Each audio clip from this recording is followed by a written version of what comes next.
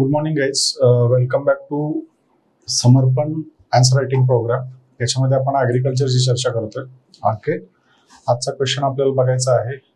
आजचा क्वेश्चन जो आहे तो इंटरेस्टिंग आहे म्हणता येईल. Discuss the significance of biodiversity.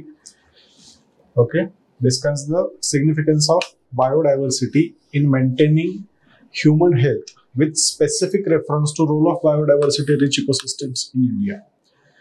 ठीक आहे. सो प्रश्न थोडा ट्रिकी असं म्हटलं तरी चालेल. कशामुळं तर खूप स्पेसिफिक डेटा जो आहे तो त्यांनी तिथं मागितलाय. राईट, बायोडायव्हर्सिटी आणि ह्युमन हेल्थचं याचं इंटरॅक्शन आपल्याला देता येतं की कसं बायोडायव्हर्सिटी आपल्या हेल्थला प्रमोट करत असते किंवा आपल्या हेल्थला कॉन्झर्व करण्याचं काम ती करत असते. बरोबर, पण काहीतरी जनरलाइज विचारण्याऐवजी त्यांनी specifically biodiversity rich ecosystems in India म्हणजे इथले एक्झाम्पल्स आपल्याला ते विचारतायत. Illustrate the answers with examples. समजतंय? सो क्वेश्चन्सला डिकोड करायचं झालं तर पहिला आस्पेक्ट जो आपल्याला क्वेश्चनला दिसणार आहे तो आहे बायोडायव्हर्सिटीचा.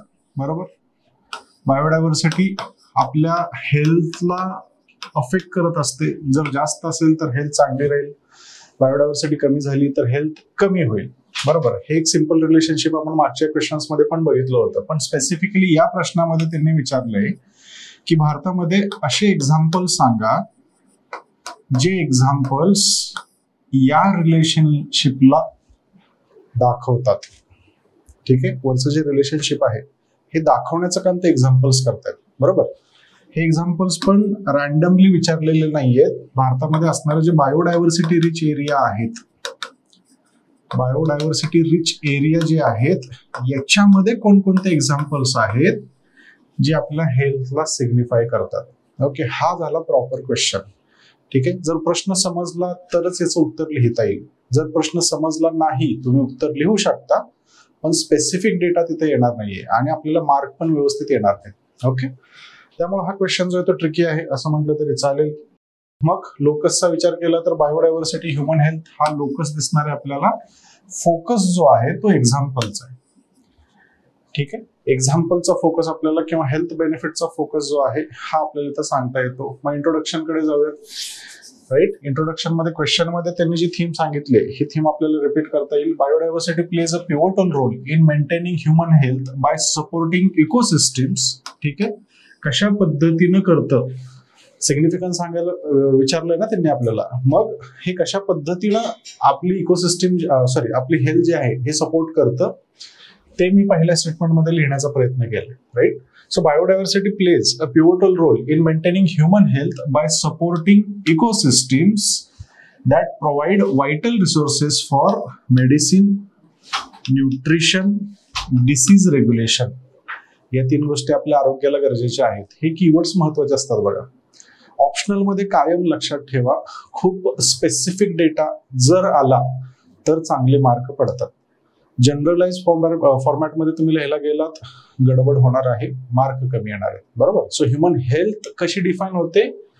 मेडिसिनने डिफाईन होते, न्यूट्रिशनने डिफाईन होते आणि सगळ्यात महत्वाचं डिसीज रेग्युलेशनने ती डिफाईन होत असते. ठीक आहे, सो या तीन गोष्टींना सपोर्ट करण्याचं काम इकोसिस्टम सर्व्हिसेस करत असतात. ज्या इकोसिस्टम सर्व्हिसेस कशामुळे येतात? बायोडायव्हर्सिटीमुळे येतात. बरोबर, सो पहिल्या स्टेटमेंटमध्ये मला प्रश्न कळालाय. राईट, हे आपण तिथं दाखवून देतोय. मग आता भारतातल्या बायोडायव्हर्सिटी रिच एरियाज विषयी चर्चा आपल्याला करायची. मग काही स्पेसिफिक एरियाज आपल्याला मेन्शन करता येतात. In India diverse ecosystem such as western Ghats, Kaziranga national park, Nilgiri biosphere reserve illustrates this critical relationship. या तिघांची चर्चा मी करणार आहे. हे मी इंट्रोडक्शन मध्येच त्यांना सांगून टाकलं. बरोबर, सो प्रश्न मला कळालाय. आउट ऑफ फोकस माझं उत्तर जाणार नाही हे जर तुम्हाला त्याला कन्व्हिन्स करता आलं एक्झामिनरला तर मार्क चांगले येऊ शकतात. मग बॉडीमध्ये पहिल्यांदा मेडिसिनल रिसोर्सेसची चर्चा आपण करू शकतो. ठीक आहे, मेडिसिनल रिसोर्सेस मध्ये the biodiversity rich regions like Western Ghat host numerous medical plants. ठीक आहे, इथं खूप जास्त प्रमाणात औषधी वनस्पती सापडतात ज्यांचा वापर आपण औषध म्हणून करतो, जे आरोग्य आपलं चांगलं ठेवतात. हे आर्ग्युमेंट आहे आपलं. ठीक आहे, so medicinal plants used in traditional Indian systems of medicine such as Ayurveda आणि सिद्धा. ठीक आहे, याच्यामध्ये आयुर्वेदामध्ये आपण हे प्लांट बेस्ड प्रोडक्ट जे आहेत ते वापरत असतो. फॉर एक्झाम्पल मध्ये पहिलं एक्झाम्पल आपण लिंबाचं किंवा नीमचं देतो. ठीक आहे, neem is valued for its therapeutic properties treating skin disorders, promoting wound healing. आणि अजून एक रिसर्च सांगतोय की तुमचं जर रेग्युलर कन्झम्पशन असेल तर कॅन्सर वर सुद्धा ते एक चांगलं, कॅन्सर थांबवण्याचं काम ते करतात. ठीक आहे, झालेलं नीट नाहीत करणार पण ते होऊ न देण्याचं काम या नीमच्या प्रॉपर्टीज मध्ये आपल्याला दिसतात. ओके, सो एक इंटरेस्टिंग आहे बघा. त्यानंतर दुसरं एक एक्झाम्पल आपल्याला टर्मरिकचं देता येतं. बरोबर, हळदीचं. With its active compound curcumin is renowned for its anti-inflammatory properties, antioxidant effect used to treat digestive and inflammatory diseases. बरोबर, सो यामुळं ह्युमन हेल्थ चांगली राहते. आपण फक्त 2 एक्झाम्पल्स दिलेत. 2 एक्झाम्पल्स मी रिलेट कशाला करतोय? वेस्टर्न घाट्सला रिलेट करतोय. बायोडायव्हर्सिटी रिच एरियाज मला रिलेट करायचं आहे. इथं चूक काय झाली असते माहिती आहे का तुमच्या बाजूने? तुम्ही फक्त हा डेटा मांडला असता. उत्तरामध्ये तुम्ही, हे आपल्याला सगळ्यांना माहिती आहे, कॉलेजमध्ये आपण शिकलोय, राईट? हा डेटा तुम्ही मांडला असता. आपल्याला ही गोष्ट जास्त महत्वाची आहे, समजते? सो बारीक प्रश्न वाचा, स्ट्रक्चर डोक्यामध्ये तयार करा आणि मगच उत्तर लिहायला सुरू करा. अदरवाईज फटका बसेल बघा मार्कांमध्ये. ठीक आहे, त्याच्यानंतर दुसऱ्या आर्ग्युमेंटकडे जाऊयात. Nutritional resources, agricultural biodiversity including crop diversity supports a nutritious diet reduces malnutrition risk. For example, millet varieties in India such as finger millets, pearl millet are rich in nutrients, contribute to food security. ठीक है, lentils, legumes, red lentils for example, masoor dal, chickpeas for chana are crucial sources of plant-based protein and essential nutrients. Protein गरजेचं आहे बघा. भारतामध्ये protein काय गरजेचं आहे तर आपली डाएट जी आहे ती मेजॉरिटी व्हेजिटेरियन किंवा प्लांट बेस्ड डाएट आहे. आणि प्लांट बेस्ड डाएट ज्यावेळेस असते त्यावेळेस प्रोटीनचं इंटेक जो आहे तो लिमिटेड होऊन जातो. मग त्या केसमध्ये आपल्याला डाळींचं सेवन खूप जास्त करावं लागतं. म्हणून डाळी सुद्धा आपल्या इथं महाग असलेल्या दिसतात बघा, राईट? सो न्यूट्रिशनल रिसोर्सेस मध्ये ऍग्री डायव्हर्सिटी जी आहे ती कामाला येते. फॉर एक्झाम्पल मिलेट्सची डायव्हर्सिटी कामाला येते. त्यानंतर डिसीज रेग्युलेशन मध्ये सुद्धा बायोडायव्हर्सिटी खूप मोठा रोल प्ले करत असते. Ecosystem can help regulate disease transmissions. ठीक आहे, कोविड आपल्या सगळ्यांना माहित आहे. कुठून आला ते पण आपल्याला माहित आहे. कोणत्या प्राण्यावरून आला ते पण आपल्याला माहित आहे.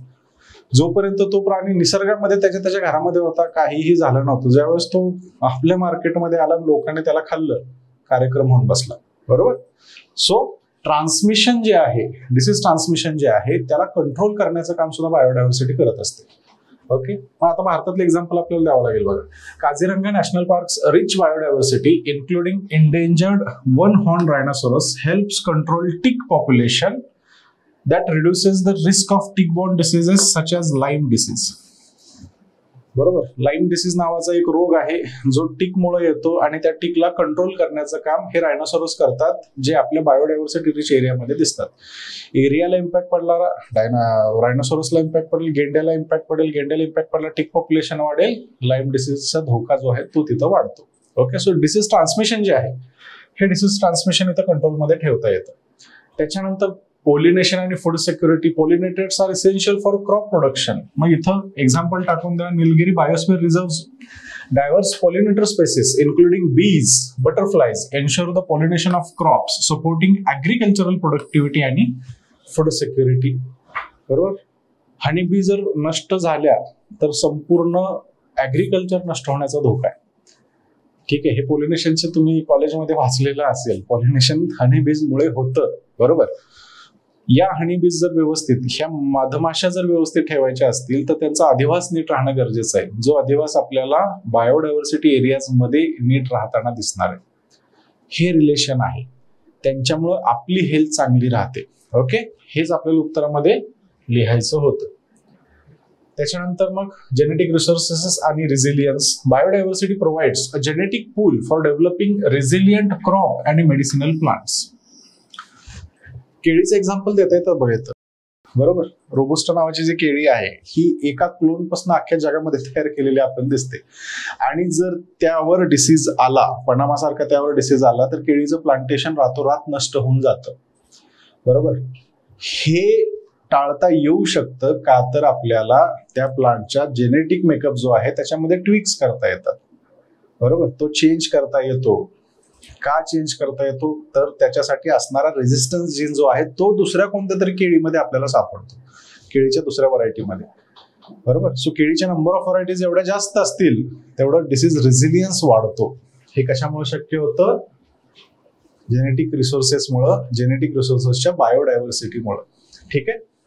The Agastya Malay Biosphere Reserve hosts plant species with unique genetic traits crucial for developing climate resilient crops that contribute to food security and human health. Okay, हा सगळ्यात महत्वाचा मुद्दा आहे असं म्हटलं तरी सुद्धा चालेल. मग आता कन्क्लुजन कडे जाऊया. In conclusion, biodiversity's significance in human health is evident through its contribution to medicine, nutrition, disease regulation, pollination, genetic resilience, underscoring the importance of preserving diverse ecosystem. बरोबर. हा मुद्दा आपल्याला इथे द्यायचा आहे की एवढं सगळं चांगलं ती करते, त्याच्यामुळे आपल्याला त्या इकोसिस्टम्स प्रिझर्व करणं गरजेचंच आहे. राईट. हा प्रश्न ट्रिकी होता, हा प्रश्न अवघड होता. ठीक आहे.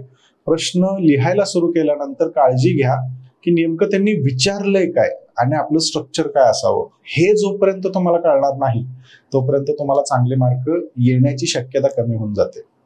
अशाच नवीन अपडेट जाणून घ्यायचे असतील तर आपल्या ऍग्रिकल्चरच्या समर्पण सिरीजला फॉलो करायला नक्की विसरू नका. धन्यवाद.